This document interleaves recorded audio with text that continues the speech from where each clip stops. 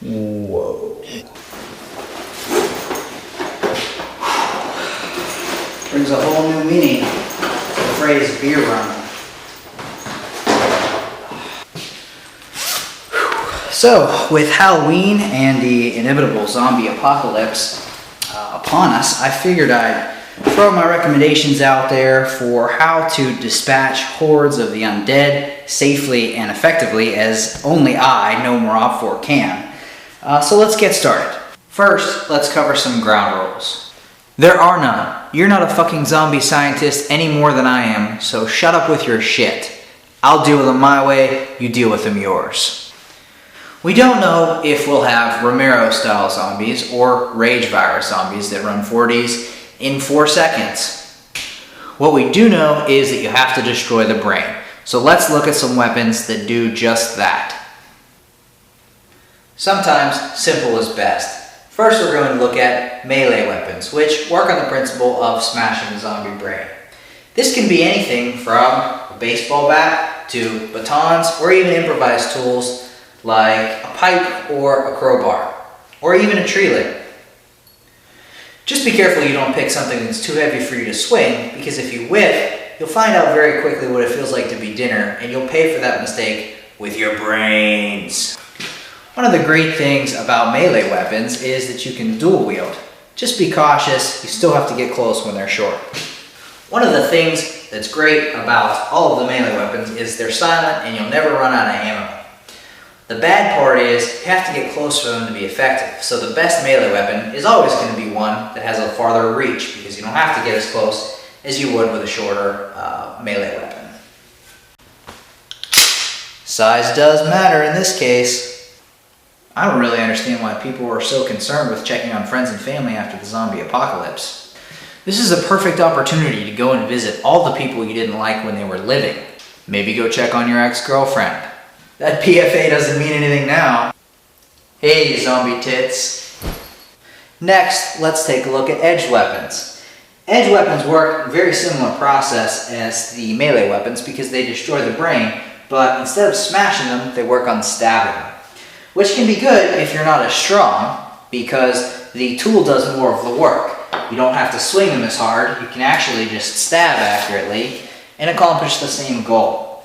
They're also a little bit beneficial, more so than the melee, because a lot of times a knife is going to be lighter weight than a baseball bat or a heavier object, which uses its mass to actually destroy. If you're using an edged weapon, make sure it's sharp. The last thing you want is a dull blade getting stuck in a dead brain. You can also never run out of ammo with a knife, but you have to be careful that when you're killing a lot of zombies, you don't accidentally stab yourself with a blade covered in zombie blood. The katana is probably the most effective edged weapon, and to be honest, it's probably the most effective weapon other than a firearm at dispatching zombies quickly. It's got the best of both features. It's extremely sharp, it's also lightweight, but it's got a long distance so you can be very far away when you're decapitating zombie heads. If you were an idiot before the zombie apocalypse, you're probably still an idiot now, and picking up a katana doesn't make you Tom Cruise in The Last Samurai, so you may want to practice with a plastic bokken before you start swinging this around. There's also some miscellaneous weapons that I wanted to talk about that have been popularized through various ways, movies and things like that, but they're movies. Some of them are good ideas, some of them aren't, so let's talk about those. Something like a throwing knife. Takes a little bit of practice, but can be a very effective weapon for dispatching zombies at a distance. Bonus because you can reuse them. Chainsaws I've got a real problem with. They're loud, they make a mess, and nobody wants zombie blood in their mouth. The only thing worse than herpes is zombie herpes. And they run on gas. You run out of gas, you're screwed. Molotov Cocktails, another example of a stupid idea. For one, we don't waste alcohol here.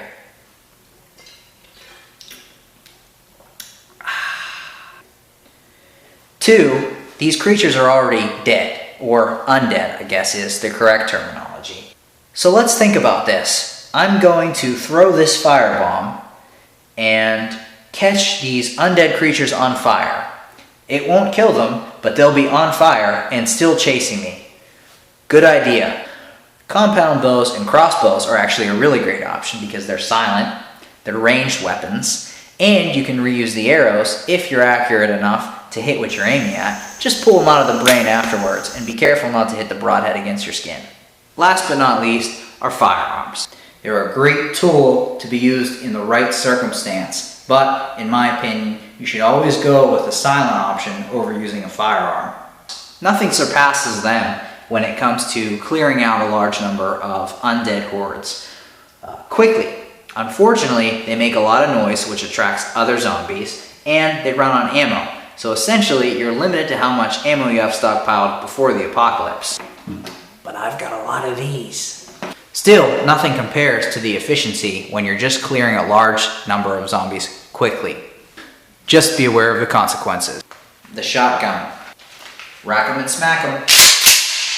With some double-aught 12-gauge shells, nothing surpasses the shotgun's ability to clear dense groups at short ranges. Always know your target and what's behind it, except it's just another fucking zombie, so who really cares? The AR-15 is probably the most efficient firearm, probably the most efficient tool overall to use if you've got a good supply of ammo.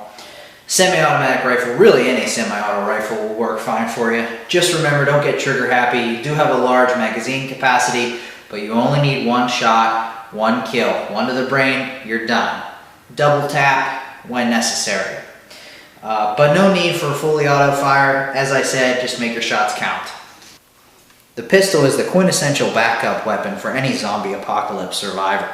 It's got a decent capacity, and in short, close range situations where you find yourself with a lot of zombies in little time, this is a perfect choice. You can have fun and laughs taking out the single zombie that wasn't an immediate threat with a firearm, when a knife would have worked just fine. But just remember, that's one less bullet you'll have when you find yourself surrounded in a small space. Your choice. If you'll be wearing a vest like I will, don't forget to take your armor plates out.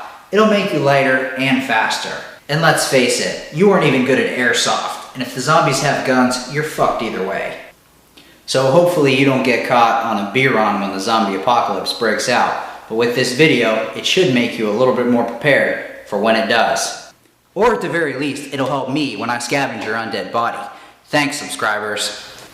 As always, stay safe. Keep one in the chamber. This is no more op work. Time to punch in.